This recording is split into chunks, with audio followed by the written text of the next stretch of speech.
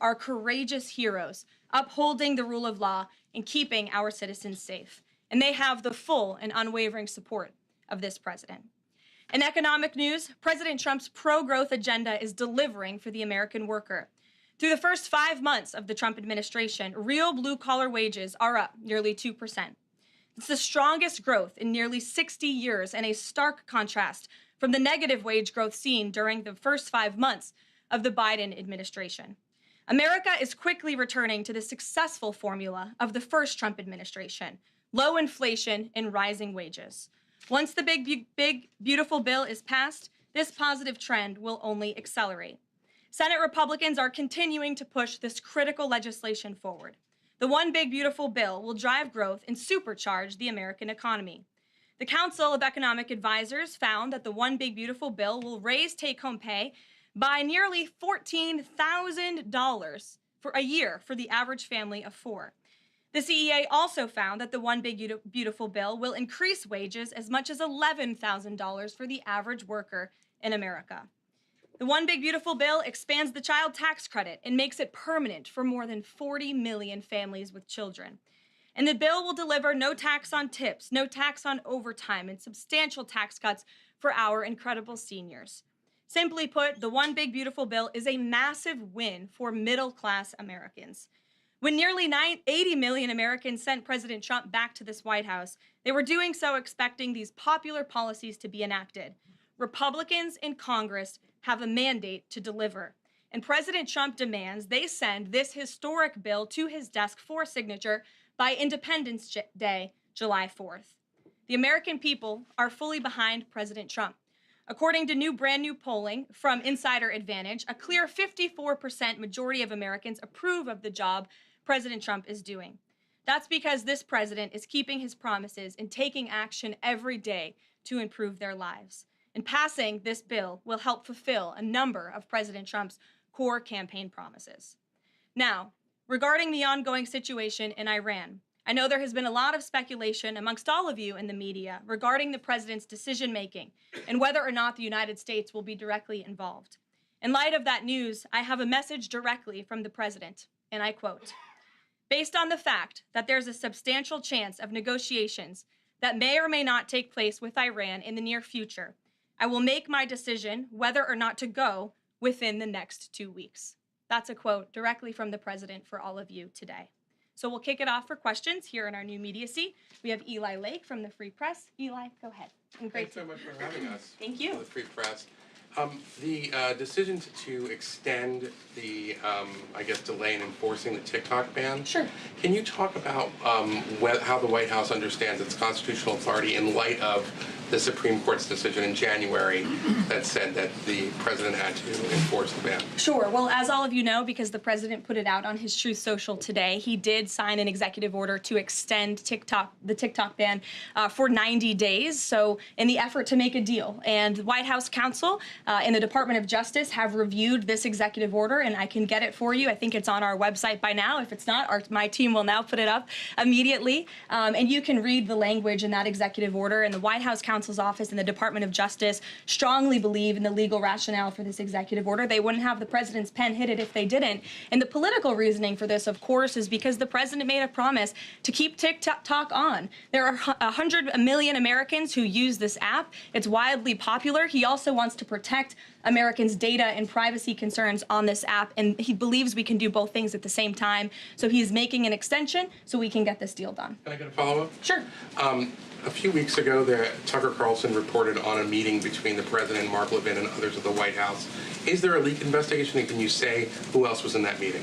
I'm not aware of a leak investigation at this time. I, for one, do not reveal details about the president's private meetings without his permission to do so. But certainly the president does not like when people leak. He takes that very seriously. This entire administration takes that seriously, and that's why you've seen at agencies some of the cabinet secretaries have been given the authority by the president to let go of staff who are engaged in such leaks, especially those that risk American national security. Sure. Go ahead. Caroline, thank you. So Rhino warmonger Lindsey Graham, he recently called on the U.S. to go all in. That's quite the lead to a question. Right. What's your message to everyday Trump supporters? Not the Tucker Carlsons or other big names, but everyday Trump supporters, grassroots who voted for President Trump to stop the wars, rejected this in the primary, going into another war with voting against Nikki Haley, and they want to see non-U.S. involvement in this war. What's your message? Trust in President Trump. President Trump has incredible instincts, and President Trump kept America and the world safe in his first term as president in implementing a peace through strength foreign policy agenda. And with respect to Iran, nobody should be surprised by the president's position that Iran absolutely cannot obtain a nuclear weapon. He's been unequivocally clear about this for decades, not just as president, not just as a presidential candidate, but also as a private citizen. In fact, I have some quotes for you. In 2011, President Trump said, America's primary goal with Iran must be to destroy its nuclear ambitions. We cannot allow this radical regime to acquire a nuclear weapon that they will either use or hand off to terrorists. In 2015, the president said the problem is that Iran poses an existential threat to Israel, our Middle Eastern allies, and the United States. And of course, the president has repeated that in his first term as president and his second term as president as well. That's why he was adamantly opposed to the disastrous Iranian nuclear agreement that was implemented by President Obama. And it's why he has given great latitude and given a lot of effort to achieving a diplomatic solution. But he's been very clear. Iran went for 60 days when he gave them that 60-day warning without coming to the table. On day 61, Israel took action against Iran. And as I just told you from the president directly, he will make a decision within 2 weeks. A follow-up? Sure. Go ahead, Natalie. Thanks, Caroline. Can you confirm whether Steve Witkoff has been in touch with the Iranian foreign minister? And does Witkoff plan to go to Geneva tomorrow for talks? I am not tracking that on Mr. Witkoff's travel schedule, but I can certainly check in with him to be sure. As for correspondence between the United States and the Iranians, I can confirm that correspondence has continued. As you know, we were engaged with 6 rounds of negotiations with them in both indirect and direct ways. Thanks, Kelly. Just to clarify the president's statement just now, when he says that he'll make a decision in the next 2 weeks, is he saying that if Iran does not come back to the negotiating table within the next 2 weeks, that the president will strike? The president is saying that he will make a decision whether or not to go within the next 2 weeks. It's very clear and direct. And is he seeing any signs of progress? He obviously is holding out hope for negotiations, but is he seeing any inklings of progress that give him that hope that talks are still possible? Well, that's why he said in the statement that I just read for all of you, based on the fact that there's a substantial chance of negotiations that may or may not take place with Iran in the near future, he will make that decision within the next 2 weeks. What makes him think there's still a substantial chance, is my question. I'm not going to get into the reasoning and the rationale the president believes that, but that's his position, and he will make a decision within the next 2 weeks. Caroline. Sure. Thanks, Caroline. President Trump has said previously in regard to Russia, he's used this phrase about 2 weeks several times in terms of we expect like a 2-week deadline and then you give another 2-week deadline. How can we be sure that he's going to stick to this one on making a decision on Iran? Well, in those deadlines, as you've seen in respect to Russia, Ukraine, might I add, these are 2 very different, complicated global conflicts, as you know, that the president inherited from our previous incompetent president in the weakness of the previous administration. And the president has spent a tremendous amount of time and effort cleaning up these crises that were caused by the last administration's just complete dereliction of duty on the world stage and American weakness. Now we have American strength again. With respect to Russia and Ukraine, because of that American strength and the president's leadership, we have seen these 2 sides engage in direct negotiations. And the last time the president said 2 weeks, you saw Russia and Ukraine have direct negotiations for the first time in years. And so the president is always interested in a diplomatic solution to the problems and the global conflicts in this world. Again, he is a peacemaker in chief. He is the peace through strength president. And so if there's a chance for diplomacy, the president's always going to grab it. But he's not afraid to use strength as well, I will add. Francesca. Thanks, Caroline. What exactly would a deal with Iran need to entail? No enrichment of a uranium, and it would absolutely not. Iran is not absolutely not able to achieve a nuclear weapon. The president has been very clear about that. And by the way, the deal that Special Envoy Witkoff proposed to the Iranians was both realistic and acceptable within its terms. And that's why the president is sent that deal to them. To follow up on what you told Natalie, are the talks that the United States is currently having with Iran direct, or are those through intermediaries? And if so, which countries are acting as the intermediary right now? Out of respect for the ongoing discussions and negotiations, I am not going to get into the details of them. We've provided you confirmation for now. Go ahead. Sure, and then behind you too. Oh, Go ahead. okay. So thanks. Sorry. On the topic of negotiations and talks, does the president have any hopes or specific expectations for the talks tomorrow between European foreign secretaries and their Iranian counterpart? Well, certainly the entire world is on the president's side when it comes to the fact that Iran cannot obtain a nuclear weapon. This is something that pretty much all of humanity, except for the Iranian terrorist regime themselves, agree upon. And so the president expects that Europe will deliver that message directly to the Iranians. Why does President Trump believe that this 90-day extension on TikTok will provide more runway, perhaps, than the previous extensions that haven't led to a divestment deal? Because it's more time to make a good deal. Simple question. Dasha? Thank you so much. I know things are going day by day right now. The president wants maximum optionality. Is the possibility of the U.S. getting involved in regime change in Iran at all on the table at this point? And then I have one on as well.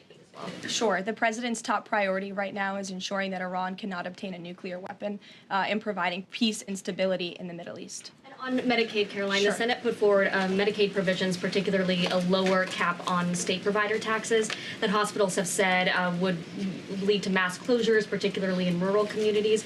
Is the president willing to sign a bill that includes those provisions that Republican senators like Josh Hawley say will lead to hospital closures? Out of respect for the ongoing discussions that the White House is very much actively involved in with our friends in the United States Senate, I won't comment on that specific provision. Look, the bill hasn't been sent to the president's desk yet. There's more room for change. The president, for one, I will reiterate, has been very clear on his priorities with respect to Medicaid. He wants to see waste, fraud, and abuse ridden from the system to protect it for tax-paying citizens who deserve those much-needed benefits. He wants to prioritize the sick, the needy, the poor in this country who deserve those benefits, not the 1.4 million illegal aliens who are receiving them. And he wants to make sure this one big, beautiful bill kicks those illegal aliens off of this program to preserve it and protect it and strengthen it for the American people. And the president has been very clear in that message to his friends in the Senate. Jackie. Thank you, Caroline. Sure. Logistically, if the Iranians are getting to Geneva, does that mean they've found a way to get to the White House? I am not going to get into hypotheticals, but as you heard from the president yesterday, they have expressed interest in doing so. There's a lot of Philip. pressure on the president to come to the aid of Israel. There's a lot of pressure on him to finish the job with force. How is he balancing the concern that if he doesn't choose to do that, that it would send a message to Xi Jinping about the U.S. commitment to Taiwan? Well, the president enjoys a very respectful and cordial relationship with China's president. He has long maintained that, even in his first term. And China and the United States share many strategic interests, both in terms of economics and also, of course, global affairs and foreign policy as well. However, when it comes to balancing these different viewpoints, the president is balancing a lot of viewpoints, and he is listening not just to other world leaders, but to his advisors and to people here in the country and the American people too. And I think that's what makes this president such a great leader, is his ability to listen and make a good decision on behalf of the American public based on his instincts and his experience. Don't forget, this is a president who was here before, and the world was a much more peaceful and stable place when he left office than when he came back in after the past 4 years of complete incompetence by the previous president. Philip, go ahead. Thank you, Caroline.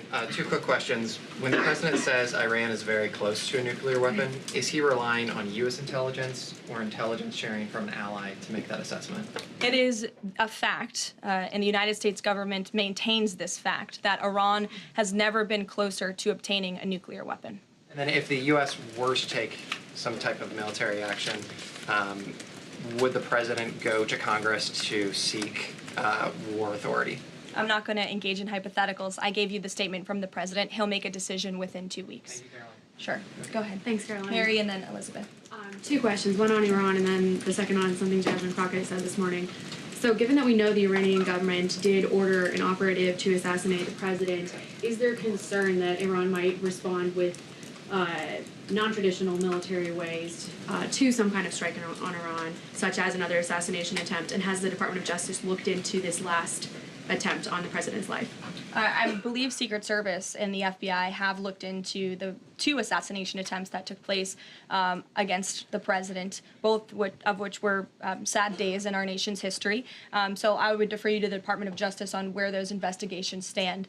But as for your question regarding Iranian retaliation, I'm not going to engage in hypotheticals again, but I can assure the American public and the world that this administration is prepared and ready to defend American interests and assets, not just in the region, but here on our homeland as well. Thank you. And then really quick on Jasmine Crockett, she said, I believe, that Trump supporters are mentally ill before calling for bipartisan support against the president. Can you respond to that, especially considering she's a rising star in the Democrat Party right now? She is a rising star. It's quite something to behold, actually.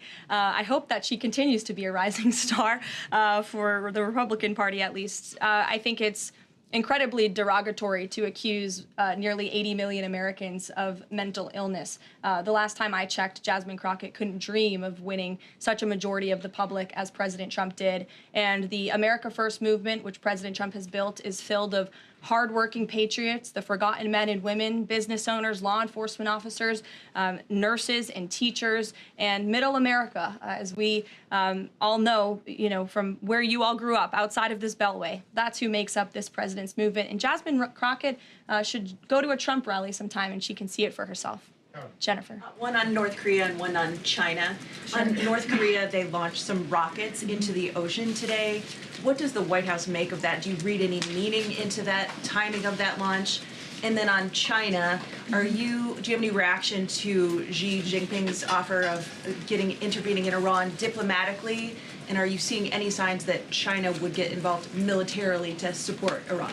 I don't believe we're seeing any signs of that at this moment in time. As for Xi Jinping's offer, I will leave it to the president to respond to that himself.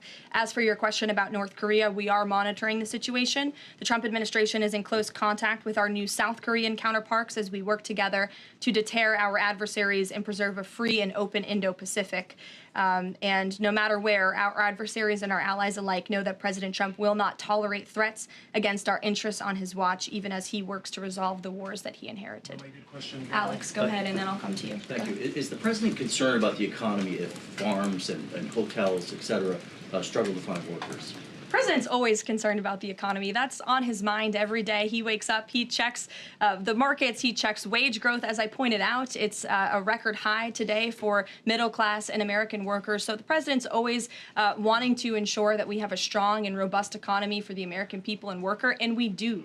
As for the specific concerns regarding jobs, look, the president has made it very clear we need to remove public safety threats from the interior of our country, and that remains the focus and the priority of this administration when it comes to deportations, no matter where somebody works. If they're an illegal alien rapist or murderer that was allowed into this country in the past 4 years by this administration, the American people want those types of criminals to be deported from our country, and that's what the president is backing ICE to do. Thanks. There was an apparent skirmish between the Chinese and the Philippines in the South China Sea. Just curious if you had any reaction to that, and if the steps you're taking towards the Middle East right now are reducing your capacity to deal with that situation. I believe that happened as I was preparing and coming out here, so we'll get you a response to that. Certainly we have one, and our teams are always monitoring situations all around the globe. Okay, and then one more just on Iran. Just over the past 24 hours, we've seen some Israeli strikes on Natanz, Isfahan, and Kondab nuclear facilities. Is there any assessment just of how effective or what the result of those strikes will be? What I can share is that the IDF and Israel, I think, have exceeded a lot of people's expectations in their ability to really hinder Iran's nuclear facilities, but also they've taken out key people in the Iranian regime's leadership as well. So this is something, of course, we are monitoring and watching every day, and the president was just in an intelligence briefing. He continues to be briefed by his National Security Council, and he will throughout the duration of this war and conflict. And he also remains in constant communication with our Israeli counterparts, most notably Prime Minister Benjamin Netanyahu. Kristen. Thank you, Caroline.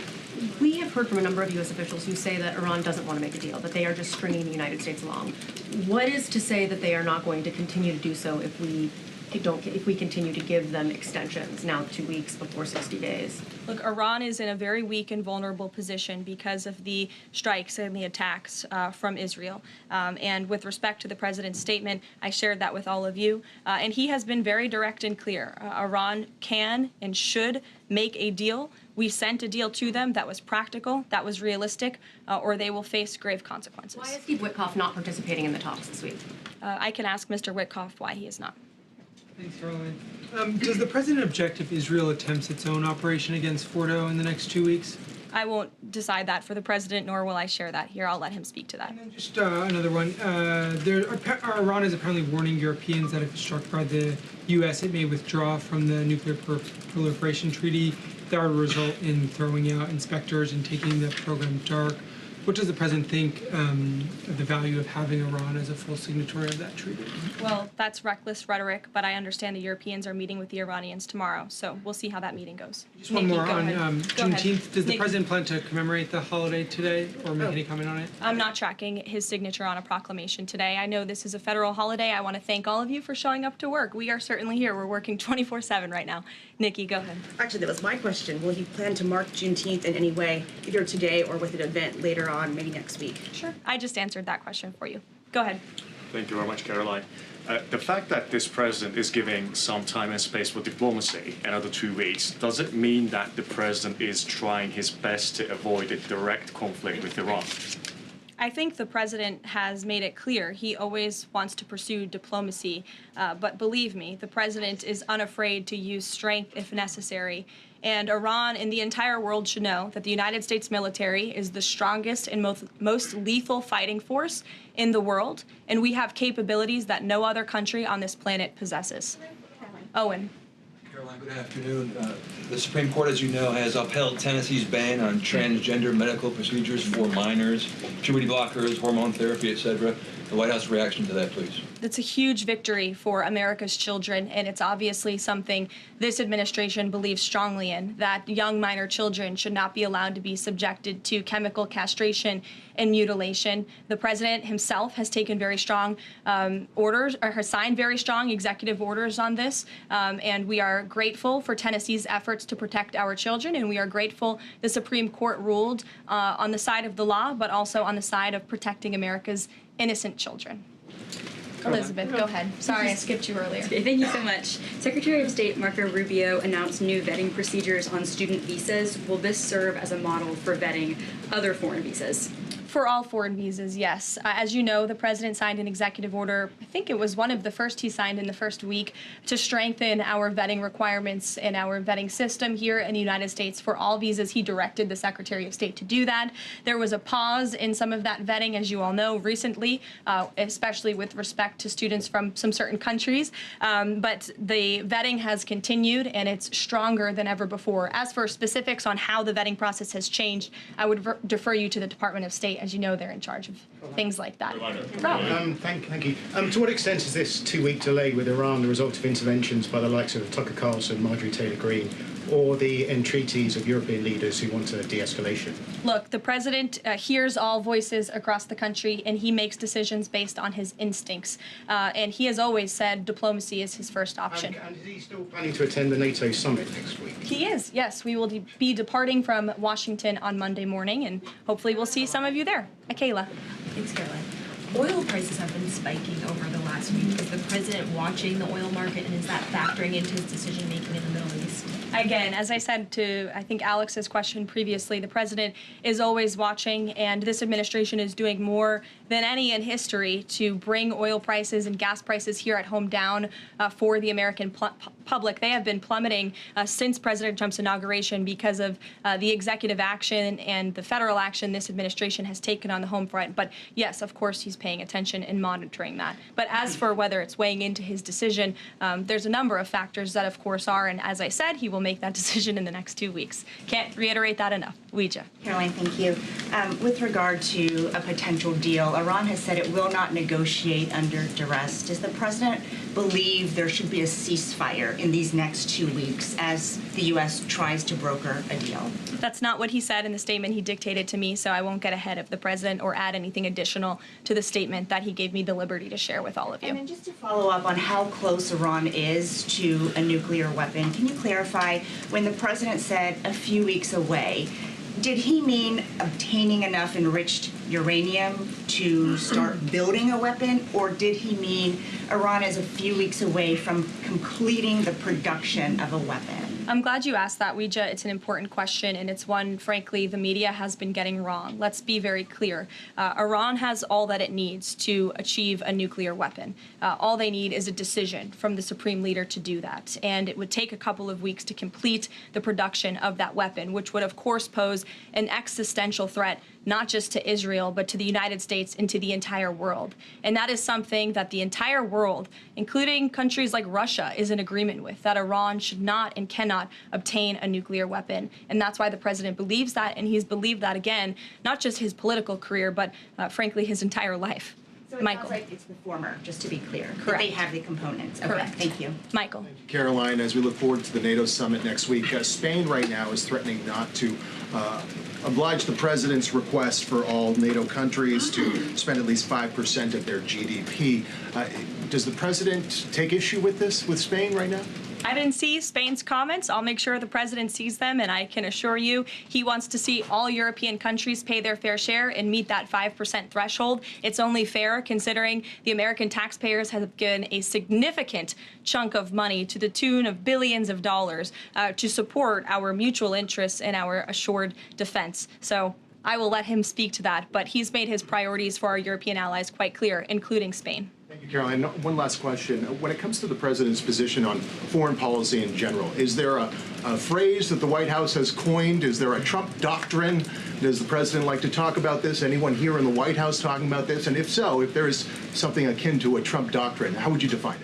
America first, always. And with that, I think I'll leave you. I know there's a lot of news in the world right now. As you know, our team is always here to answer your questions. And the president, I am sure, will take more questions from you guys at some point this week, as he always does in the effort of transparency. I appreciate your being here on a federal holiday, and we'll see you later. Thank you.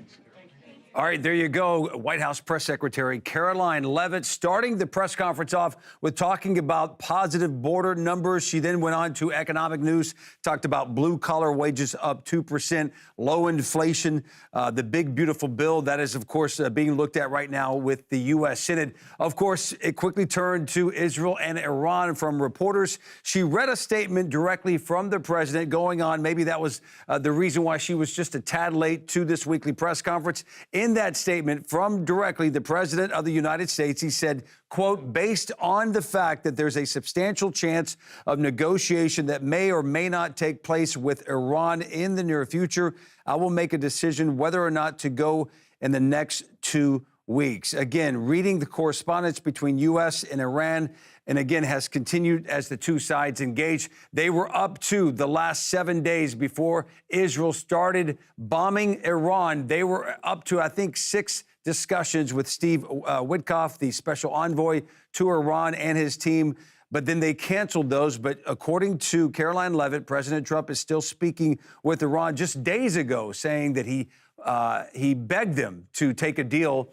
But then he said it might be too late. So you never know. Yesterday, he's saying, I'll make a decision to the last second because that's what I do. So stay tuned for that. Of course, that story is always developing as well. And then, of course, Caroline Leavitt pressing that President Trump, from the minute he hit the first term in the White House, that he has been a president that promotes peace through strength. And, of course, he always wants to use diplomacy. So, of course, we will have more throughout the day on this. I implore you to download the Merit TV app, receive daily updates and notifications on that regarding this current conflict, and because this topic is always developing.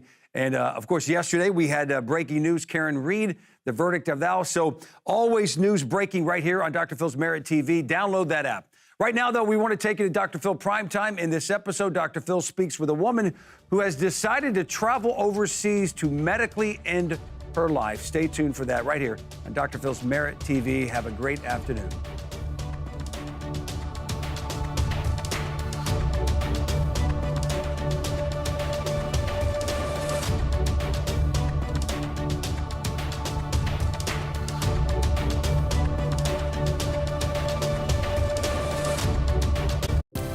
Welcome to Dr. Phil's Merit TV. Tonight on Dr. Phil Primetime. You say if your pain doesn't subside, you plan to medically end your life within the next 6 months. Since she doesn't have a terminal illness, she's forced to travel overseas, where she has been given the green light to schedule her own death. So your options are either lay in bed, just take pain meds for the rest of your life. If you could tell me for certain that I had to wait 5 years and there was going to be a new something that it could rebuild the spinal cord, could I hold on? Yes. How will you say goodbye?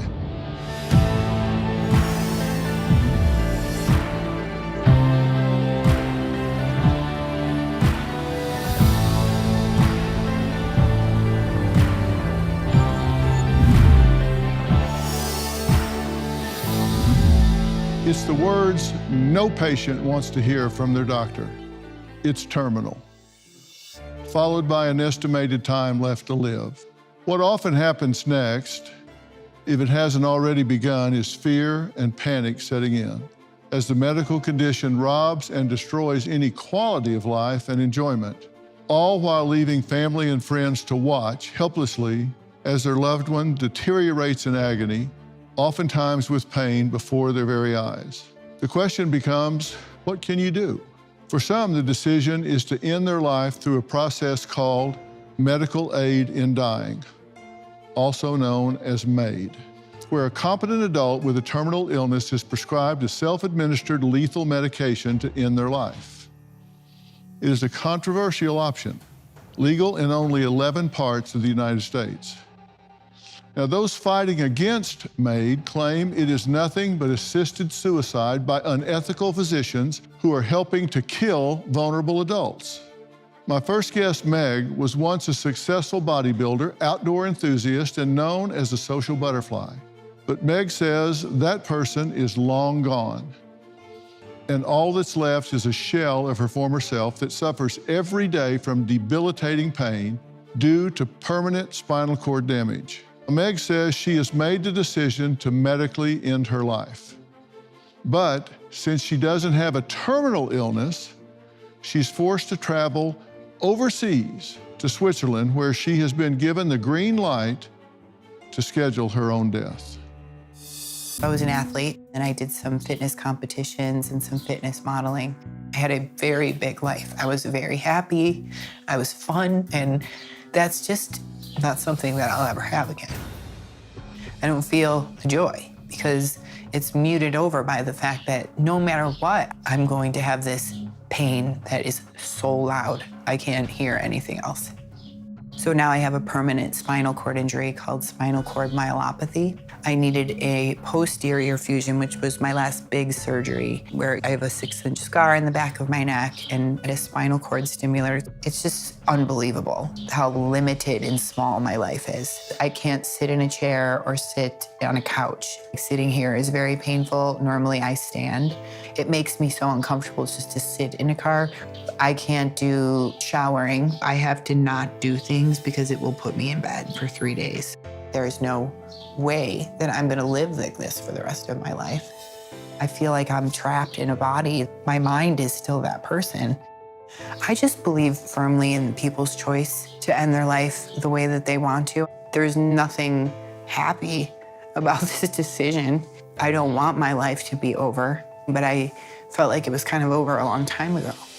It took years for me to get comfortable with this decision. When I realized how bad the pain was and that it wasn't getting better, it became easier to accept. I can't be fake anymore. You get to this point where you're just done.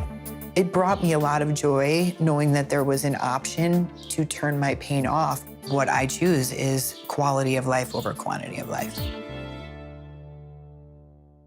Meg, I'm glad you're here, but I'm sorry for the circumstance. Yeah, thanks for having me. I appreciate it. It's difficult for you to sit for long periods of time, right? Correct. So I'll squirm a lot, but Yeah. yeah, If you need to stand up behind your chair or something, I appreciate that. do whatever you have to do to get through this. Okay. You say if your pain doesn't subside, you plan to medically end your life within the next 6 months, correct?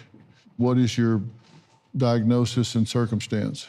I have something called cervical spine myelopathy, It originally started out as a 2-level disc protrusion with facet joint arthropathy that caused nerve damage to my right arm. It initially started in 2015. They thought I had lateral epicondylitis in my elbow. They operated twice on my elbow. Didn't work either time. And the pain slowly went up. And finally, I went to a third hand and arm specialist, and he said, let's take a picture of your neck, because I was getting tightness.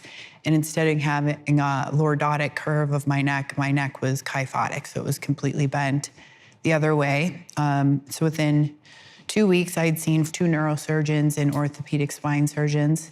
3 of them recommended fusion, and 1 disc replacements, which is what I wanted, because I was hell-bent on getting back to competing and continuing on with an active life. And I thought that that would give me the best ability to have the motion in my neck required to do so. So I went ahead with that surgery, and within a year of having that surgery, I didn't get better, I got worse. I kept telling my surgeons that my pain was getting worse, and they told me the scans looked like the bones were fused. I was sending them CAT scans, and they were telling me I was fused. And finally, when my feet went numb, they did further imaging and found out, in fact, that my neck was not fused, that the bones were moving in and out of basically where the cage was, and it was hitting my spinal cord. So then that caused the permanent spinal cord damage. So over a period of 2 years, as they told me nothing was wrong with me, no one was listening to me about my pain getting worse. And they're telling you there's nothing they can do to repair that. So I had the posterior fusion in last September, and they were very honest with me. They said, this is to progress further damage to your spinal cord. It won't necessarily fix the nerve pain. There's a chance that it could heal, maybe stop some of the nerve pain, but they were honest. Like, when someone has this injury, it's usually permanent. The cervical spine myelopathy, which was diagnosed from an EMG, there was a small percent that I might get better, so I was waiting for that. I was hopeful. What's your pain average on 1 to 10?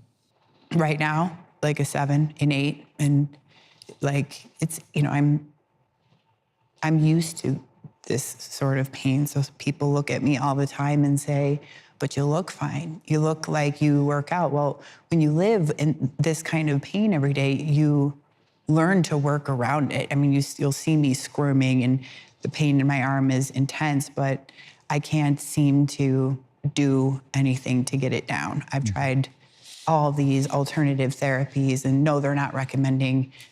I most recently got a spinal cord stimulator implanted about 5 weeks ago. It's a battery that goes in my glute and then up into my spine, and it's controlled via this phone, and it sends an impulse that's supposed to break the pain stimulus to the brain. But we haven't found a program yet that's helped with my pain, really. So I'm trying to stay a little bit hopeful with that, but it's mostly checking boxes at this point, but no further surgery is recommended. So your pain right now, as you sit here, is what? Right now, it's a 7. So, I mean, I medicate right when I wake up in the morning just to get out of bed. And then usually it's every 3 hours to get me through the day. If I didn't have those medications, I would not be able to work. There's absolutely no way. It's blinding pain. So you're taking opioids or whatever Opioid pain to block it? medications, and muscle relaxer. So your options are either lay in bed and just take pain meds for the rest of your life, which you don't want to do, just be a zombie. Right. Or get up and try to live with it. Do you have any hope for any breakthroughs in the future? Yeah, so I mean, if I knew, if you could tell me for certain that I had to wait 5 years and there was gonna be a new something that they could rebuild the spinal cord, could I hold on? Yes. But my life right now is standing up. I have a standing desk, I work all day, and that's not gonna continue for much longer. Like, I cannot keep pushing through the pain every single day. Before the feet went numb, I could maybe go out every once in a while and put on the smile and be with my family and be with my friends and tough it out through those couple hours and pay for it. The next day would be bad. It's not worth it for me to keep doing this to myself. Well, next, with a timeline in place to medically end her life, Meg says she has seriously wondered if she'll be brave enough to push the button that will inject her with a life-ending cocktail. We're going to talk about that decision and ultimate action after the break.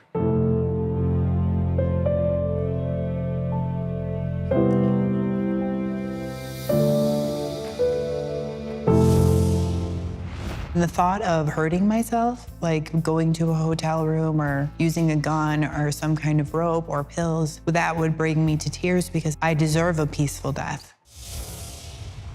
It was so difficult to watch her claw at her neck and whine and suffer like that.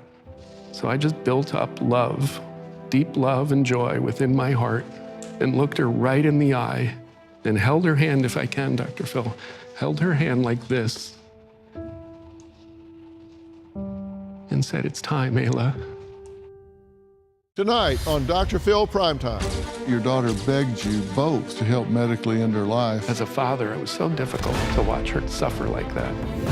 He says legalization means intentionally killing vulnerable people. It's very common for people to say, hey, let's get this over. That's the reason there's laws to not help people commit suicide. So you're saying my daughter wanted to commit suicide? With medicine? No, she died of cancer.